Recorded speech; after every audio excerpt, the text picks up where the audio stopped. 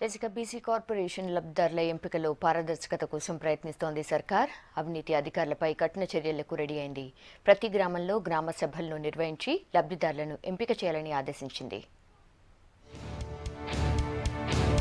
BC సంక్షేమ శాఖ అమలు చేస్తున్న పథకాలపై ఫోకస్ చేసింది సర్కార్. ప్రభుత్వం అమలు చేస్తున్న పథకాల్లో పారదర్శకత పెంచాలని నిర్ణయించింది. పథకాల అమలుపై రివ్యూ చేసిన మంత్రి జోగురామన్న అవినీతికి పాల్పడితే కఠిన చర్యలు తీసుకుంటామని హెచ్చరించారు. BC corporation, federation, BC study సర్కిళ్లపై అధికారులతో సమీక్ష చేశారు మంత్రి జోగురామన్న.